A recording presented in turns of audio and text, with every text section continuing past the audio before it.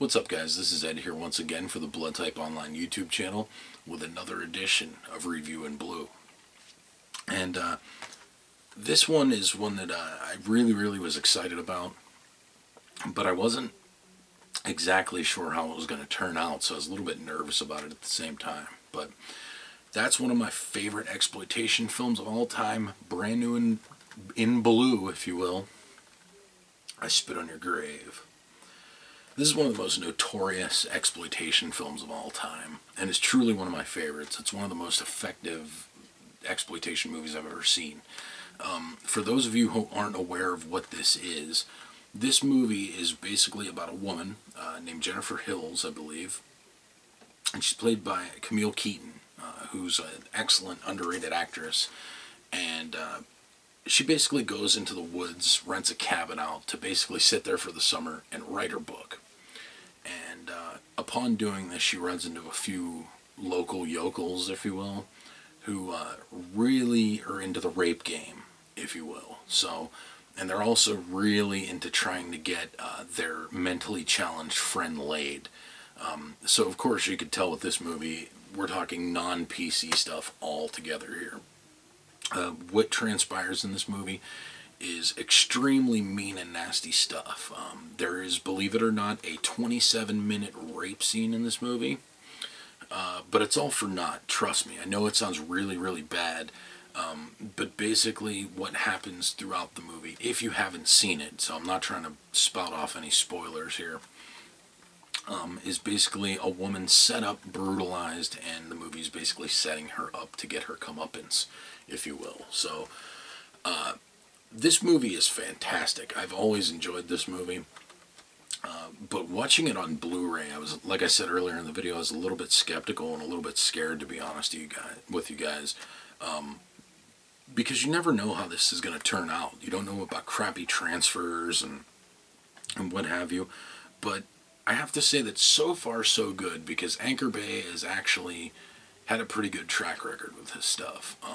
I've been really impressed with a lot of their Blu-rays. I know that they've done some great stuff for some of the classic genre movies that they put out. You know, Dawn of the Dead, Day of the Dead, or just two that immediately come to mind, along with Halloween, you know, and The Evil Dead too.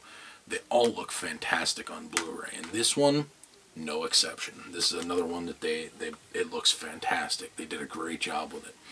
And this time around, they have some new special features, but just in case you were worried, they're not completely all new, and I'll explain what I mean by that. If any of you guys are a fan of this movie, you probably know about the DVD that was released by Elite Entertainment years and years ago. It's been quite the hot commodity over the last few years because it's been out of print. And this movie right here is pretty instrumental for a lot of us film nerds to kind of have in our collection. So people were paying retarded amounts of money for the DVD. Now this is finally out, okay? And I know a lot of people that already have that Elite DVD want to know if this actually has the Joe Bob Briggs commentary on it. Well, it does. So that's definitely awesome. Kudos to Anchor Bay for realizing how important it was to do that. So they imported that over. Also, you have audio commentary with director Meir Zierchi. And, you know, so there's two commentary tracks on it, which is pretty decent. And especially considering one of them is already a fan favorite to begin with. There's also The Values of Vengeance. Meir Zierchi remembers I Spit on Your Grave, which is a video featurette kind of done with the director, talking about the movie, the making of the movie, how the movie came to be made, what the controversy and the backlash was like for him. And I thought that was pretty cool. There's a poster and still gallery, TV spots and trailers, radio spots, and the alternate main title. This is the one difference with this one. I'll show you guys up close here. If you look right under the title there, you'll see that there's an AKA, okay? I Spit on Your Grave, AKA Day of the Woman. And that was at the request of Meir Zierchi. Basically, he hates the title I Spit on Your Grave and always has recognized it as Day of the Woman. Well, basically, he said that anytime from this point forward, anytime somebody wants to purchase the rights and release the film, fine, but he's going to make them put that AKA on there. But at the same time, what happened is this movie was released at one point as Day of the Woman and did no business. None. And I believe it was Jerry Gross. If you guys know the name Jerry Gross, okay, you're probably smiling. But if you don't know the name Jerry Gross, he was a distributor in the United States, a guy who generally booked movies to play in grindhouse theaters and in drive-ins, okay?